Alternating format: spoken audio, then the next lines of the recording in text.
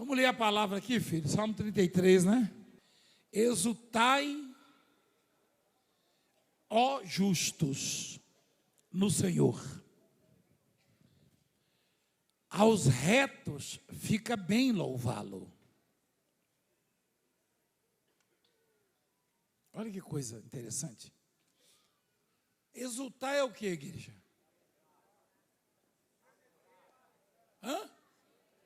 Alegrar? É, comemorar. Aos retos fica bem louvá-lo. Mas por que aos retos? Porque se o ímpio, o incrédulo, ele louva a Deus, ele está sendo hipócrita, ele está sendo falso, não é isso? Ele não é verdadeiro, ele não está sendo sincero. Por favor, escuta a palavra.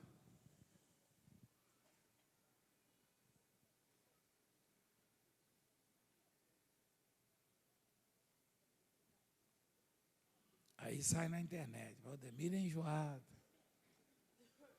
Mas Valdemiro quer ensinar.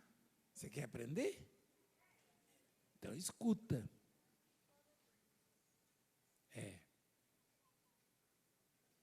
Aos retos fica bem louvá-lo. Celebrai o Senhor com harpa. A gramática é importante observar. Celebrai ao Senhor ou celebrai o Senhor? O Senhor. É diferente, não é? Celebrar ao Senhor é fazer alguma homenagem, um louvor, uma festa para Deus. Celebrar o Senhor é receber o Senhor na sua vida como festa mesmo. Ou seja, celebrar o Senhor é comemorar o fato de Deus estar em você, estar com você. Não é fazer para Ele, mas é você se alegrar pelo fato de ter o Deus vivo na sua vida a seu favor. É motivo de festa ter Deus na sua vida, de comemoração, celebrar o Senhor, com harpa, louvai-o com cânticos no saltério de 10 cordas, entoai-lhe novo cântico, tangei-o com arte e com júbilo, porque a palavra do Senhor é, e todo o seu proceder é fiel.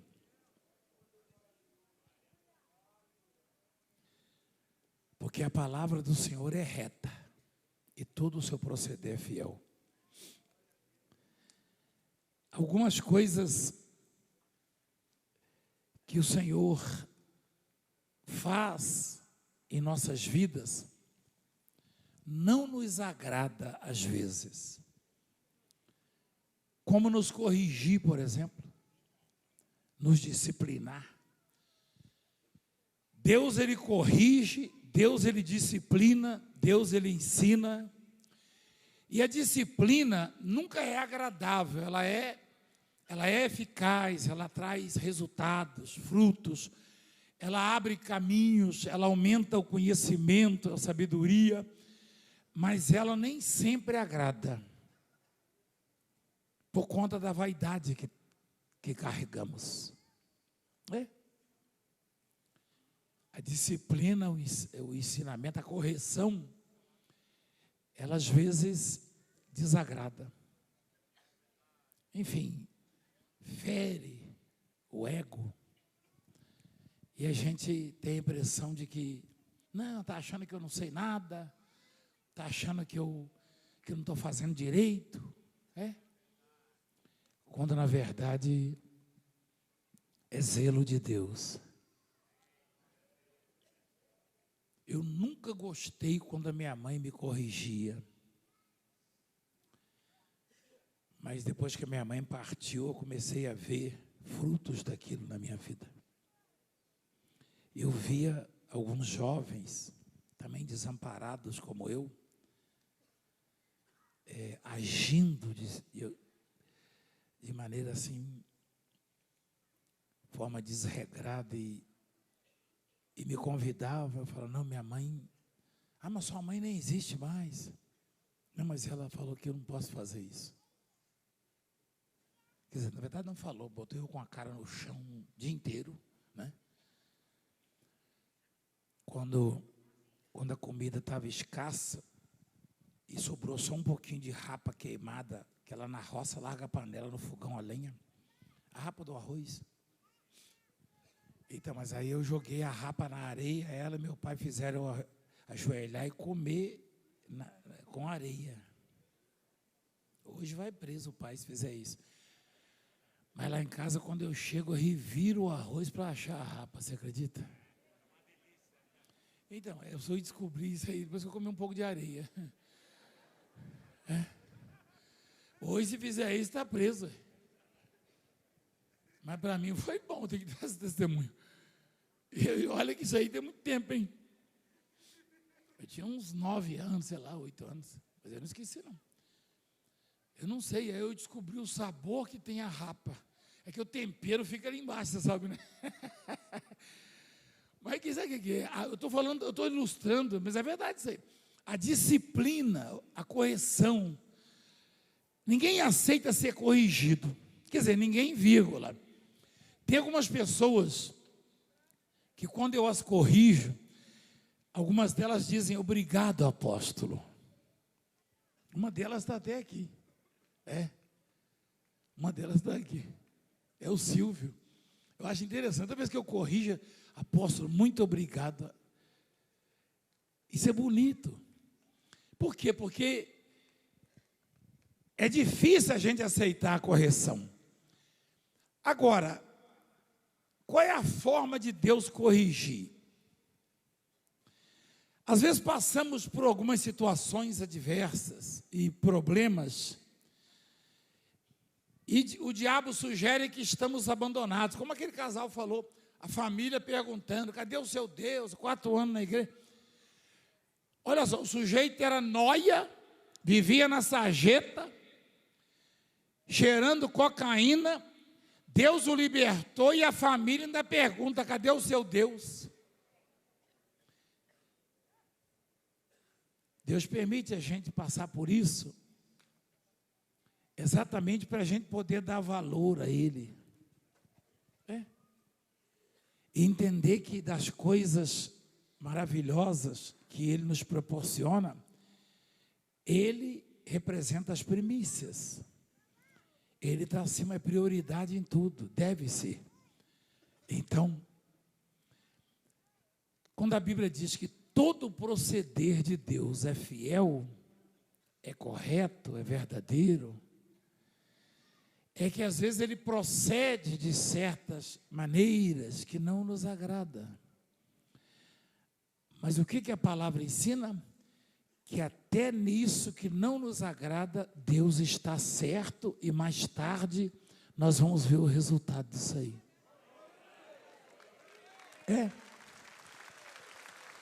Até quando o procedimento... Você quer uma coisa? Moisés chegou a falar para Deus assim: Senhor, esse povo está passando por isso, por aquilo, por que o Senhor não me mata de uma vez então? Não sei o quê, tal coisa. Enfim, como se quisesse dar instruções a Deus. Tem hora que dá vontade a gente falar para Deus assim: Senhor, não é por aí, não é assim. Tem que ser sincero. Esse é o maior erro que alguém pode cometer na vida. Instruir ao Pai da sabedoria, ao que sabe tudo verdadeiramente. Diz a Bíblia em Isaías 40, se eu não me engano: com quem tomou ele conselho? É isso, filho? É 40 mesmo? Meu chip não é igual ao seu, mas eu guardo algumas coisinhas. Deus tomou conselho com quem? Quem deu conselho para Deus? Olha lá. Com quem tomou ele conselho para que lhe desse compreensão? Quem o instruiu na vereda do juízo, no caminho da justiça, né? Ele ensinou sabedoria, ele mostrou o caminho de entendimento. Eis que as nações são consideradas por ele como um pingo que cai de um balde, como um grão de pó na balança. Pingo que cai de um balde. Quando eu era menino, eu ia na mina buscar água no balde. Alguém já fez isso? Quem já fez isso? Lá na roça? Até chegar em casa, caía algum pingo do balde? Mas o nível da água não baixava. Às vezes o pingo estava por fora mesmo ali, né? Porque um pingo não significa nada. Todas as nações do mundo juntas são, na ótica de Deus, do tamanho de um pingo que cai de um balde. Menos que nada. Você sabe o que me encanta? É Deus sendo deste tamanho, se importar comigo, falar comigo e me ouvir. É isso que me deixa passado, igreja. Como é que alguém desse tamanho pode se importar comigo?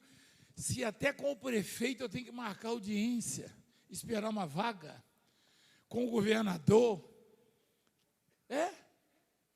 com o presidente, né? Eu tenho que marcar audiência com as pessoas, com os seres humanos que são tão vulneráveis quanto eu, tão pequenos quanto eu. Com Deus eu não preciso marcar. Com Deus eu não preciso marcar. Se eu abro meu coração, se eu abro a minha boca, Ele me responde em qualquer lugar, em qualquer circunstância, em qualquer tempo. Seja de madrugada, seja de dia, seja que hora for.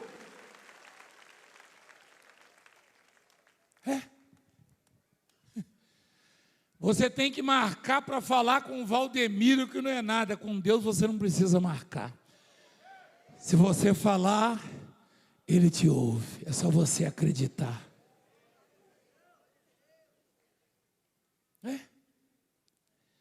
Você viu o que aconteceu. Imagina aquela família que testemunhou ainda há pouco. Quantas vezes, quantos médicos, quantas pessoas, quantas clínicas, quanto tratamento, olha lá, já localizaram ela. O dia que a irmã dela falou, apóstolo, o câncer tomou conta do corpo dela, está no cérebro, estava na mama, está nos ossos, a coluna já quebrou em 3 lugares, 3 ossos, 3 vértebras. Eu zanguei com ela de leve e falei, sua irmã está curada. E o que os médicos estão dizendo? Não tem explicação. Eu dou explicação para você. Eu não curo ninguém, nunca curei, nem a mim mesmo. Mas qualquer que fala com Deus, aliás, a palavra diz em Romanos 10, todo aquele que invocar o nome do Senhor será salvo. Ou seja, será socorrido, será atendido. Todo aquele. Não tem essa de religião, de placa de igreja, de denominação. Eu estou recebendo aqui, chegou aqui, um senhor, um amigo que é delegado, conhecido como delegado do povo, doutor Monteiro, é católico, um dia estava aflito. Um amigo dele chegou para mim e falou da situação dele, não sei se ele sabe disso, o Maurício, o doutor Maurício, falou, apóstolo, tem um moço assim, assim, assim, e ele próprio orou com a gente na televisão, é católico. Deus não está olhando placa de igreja, denominação, não. Aliás, a Bíblia diz, Deus não vê como vê o homem vê o exterior, Deus vê o coração. E ele foi curado, no estado, estava difícil respirando, doutor, na época, Covid-19, Um mês na UTI, apóstolo. Um mês não tem, eu sei. Me passaram a situação do senhor, e não foi só do senhor não, uma vez me passaram também de um desembargador, que estava numa situação, ele até já testemunhou aqui, né, vocês viram, o desembargador, e doutor Monteiro, Deus tocou na vida dele, e o trabalho que ele tem feito hoje, assim, tem encantado, tem abençoado, ajudado, e por isso que é conhecido como delegado do povo, né? E ele vai para cima mesmo. Bem-vindo, doutor Monteiro, que Deus te abençoe sempre, tá? Amém, apóstolo. Bem-vindo. Amém. Graças a Deus. Então, gente, Deus fez um milagre na vida dele. Deus fez Quem já recebeu o milagre de Deus aqui nesse lugar? Olha só. Às vezes a pessoa fica aflita. Se eu conseguisse falar com o apóstolo, o meu problema. Se eu conseguisse falar com o bispo. Quem é o apóstolo? Quem é o bispo? Se todo o proceder de Deus é fiel e a palavra de Deus é reta, tudo que Deus faz é perfeito. E Deus fez você perfeito. Deus nos fez de forma a dependermos dEle. E quando nos colocamos na dependência de Deus, olha lá, este Deus faz tudo perfeito. Olha que coisa linda. Que coisa linda, filho. E cumpre o que promete. Essa é forte, meu filho. Onde é que está, filho? É o Salmo 18. Eu preguei o Salmo 18 um dia desse na minha live. Não foi? Ô diretor, coloca de novo o Salmo 18 que eu preguei no meu canal do YouTube esses dias. Põe lá, filho, de novo, vai. Olha que coisa linda.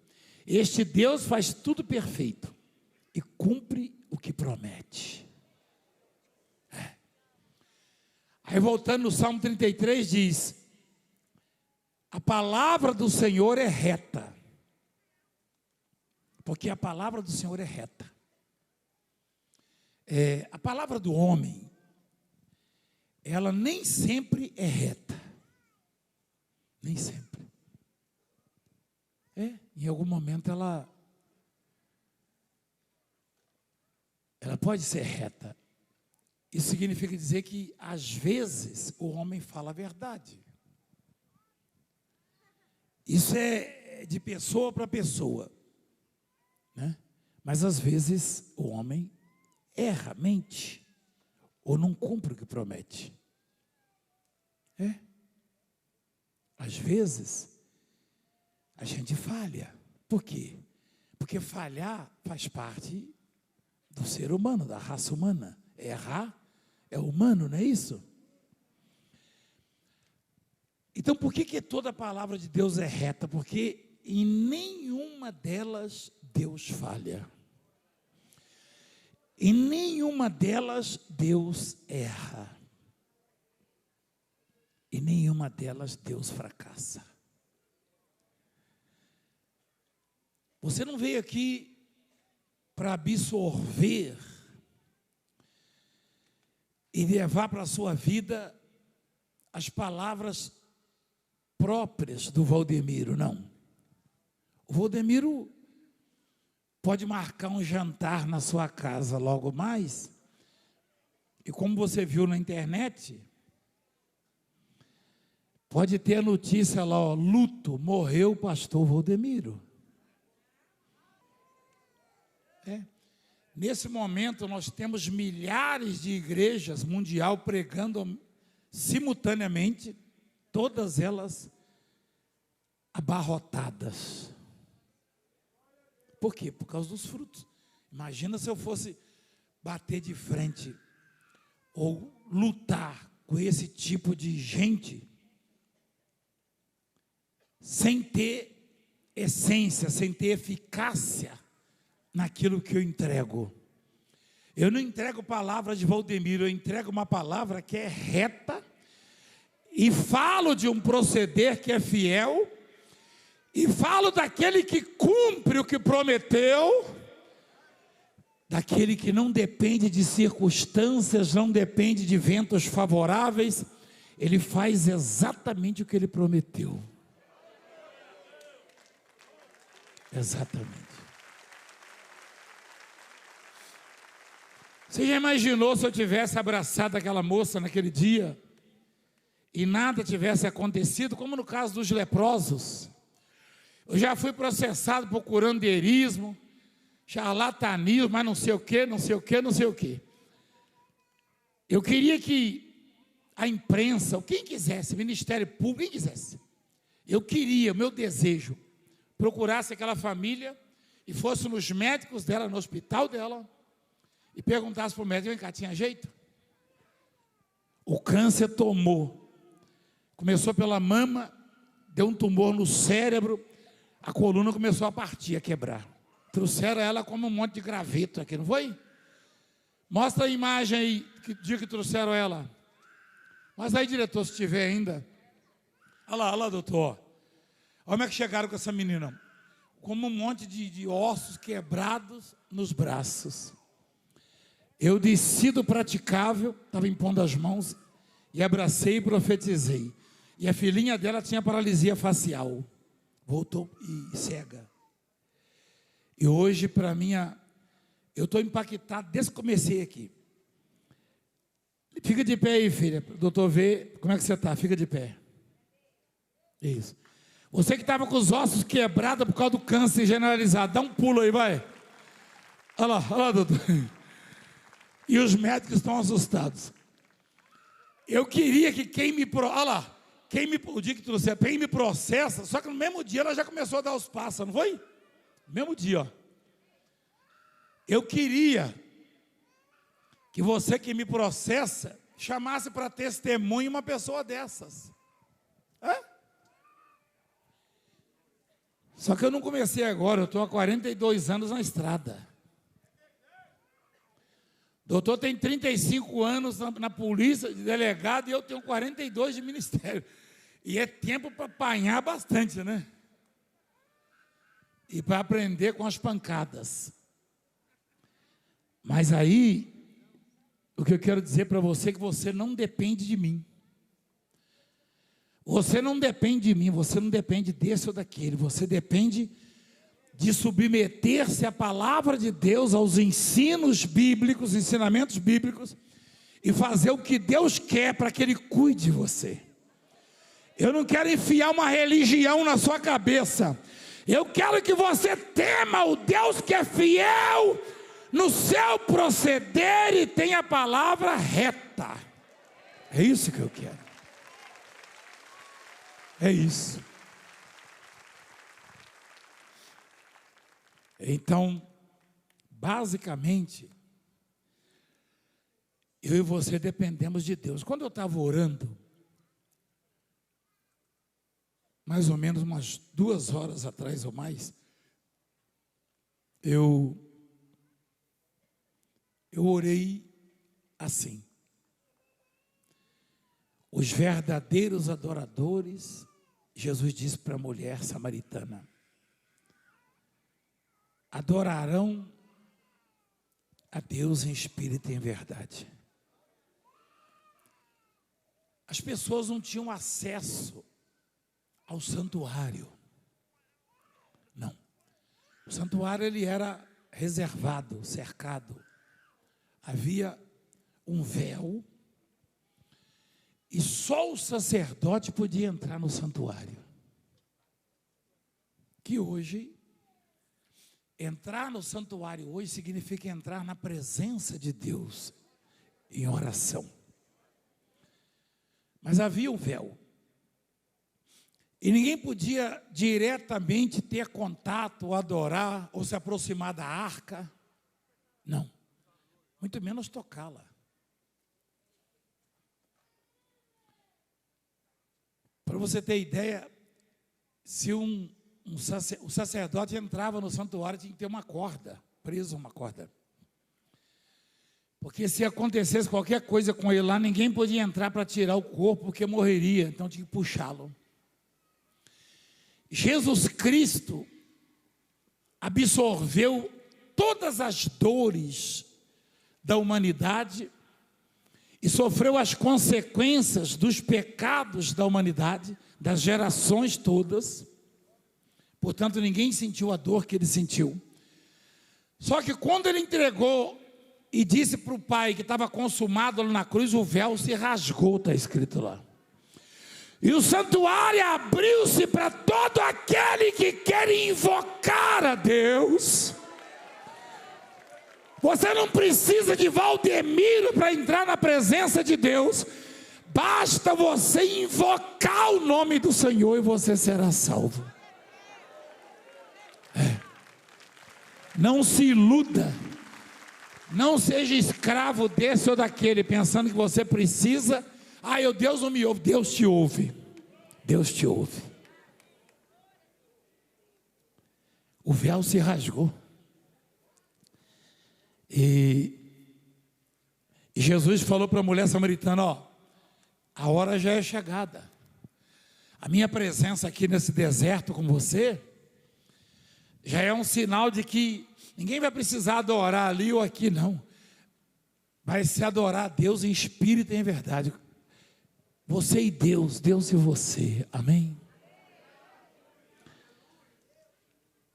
Adore a Deus onde você estiver. Invoque ao Senhor onde você estiver.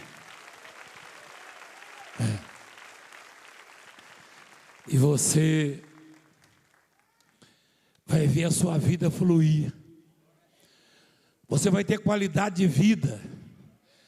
Deus nos deu um projeto, o dia da invocação. Nós vamos nos estados. O dia da invocação no Rio de Janeiro vai ser no dia 1º de julho agora. Nós vamos estar no Rio de Janeiro em 2 grandes, megas concentrações. E o dia da invocação na Bahia vai ser no dia 15 de julho, no dia 22 de julho, vai ser no Curitiba, Paraná. E assim, sucessivamente, vamos para os estados fazer o dia da invocação. E como eu já tenho uma certa idade, depois disso aí eu me aposento.